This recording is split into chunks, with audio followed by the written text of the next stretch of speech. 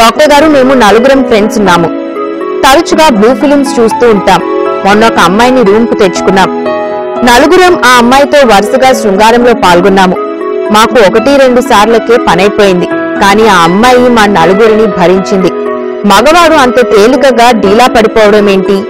ఆడది అన్నిసార్లు అయినా శృంగారంలో పాల్గొనడం ఏంటి? నిజంగా మాకు ఆశ్చర్యం వేసింది. ఆడవాళ్లకు శృంగారంలో అలసట ఉండదా? సలహా చెప్పండి అంటున్నారు. కూడా అండి సెక్స్ లో 1-2 సార్లు పాల్గొనలేకపోతే అలసట కాదండి, అక్కడ రిఫ్రాక్టరీ పీరియడ్ అంటాం.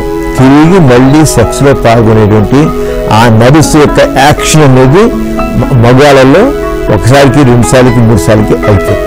అలాగే ఒకసారి పాల్గొనంటే మళ్ళీ పాల్గొనడానికి అరగంట పట్టొచ్చు, గంట పట్టొచ్చు, కొన్ని 5 నిమిషాలు పాల్గొంటారు. అది ఆ రిఫ్రాక్టరీ పీరియడ్ వాళ్ళు ఎంతుందని టైం, అది varies person varies time to time అక్కడ మారుతుంటుంది. అంచేత మగవాళ్ళు 2 సార్లు అయిపోయింది. ఆడవాళ్ళు మరి వాళ్ళకి రిఫ్రాక్టరీ పీరియడ్ లేదు కదా, 2 సార్లు పాల్గొంటారు.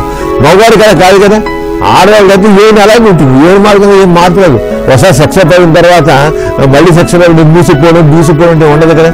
ఆడవాళ్ళకైనా మగవాడికి అయితే గట్టిపడదు. ఒకసారి సెక్స్ అయిపోయి మగవాడు గట్టిపడదు, మళ్ళీ తిరిగి గట్టిపడాలంటే చాలా టైం తీసుకుంటుంది. అక్కడ రక్త ప్రసరణ రావాలి. ఆడవాళ్ళకి కేవలం ఏం మార్గం ఎప్పుడులాగా ఉంటుంది కనుక ఎంతమంది అయినా సరే. కొంతమంది కమర్షియల్ సెక్స్ వర్కర్స్ అండి, అంటే వేసవుతున్న వాళ్ళు కొన్ని సందర్భాలు రోజుకి 40 మందితో సెక్స్ లో పాల్గొంటారు. అంటే వాళ్ళకి ఏమైనా ప్రతిసారి వాళ్ళు మందు కొట్టేసి ఉంటారు, ఆ మందు కొట్టేసి అట్లా చేసుకుంటుంటారు. అంటే అలా ఉంటుందంటే అది వాళ్ళకేమి మనసు పెట్టి దానిలో ఎంజాయ్ పొందాం కూడా ఉంటుంది వాళ్ళకి కాసిన డబ్బు. అలాగే అమ్మాయి కూడా ఆ నలుగురితో డబ్బు ఇచ్చారని గురించి ఉంది. అంతేగాని అమ్మాయికి ప్రతిసారి వండర్ఫుల్ గా ఏదైతే ఎంజాయ్ చేసినా అనుకుంటే తప్పు. ఎంజాయ్ చేయాలి, ఆ ఒళ్ళు అప్పగిపోయింది అంతే.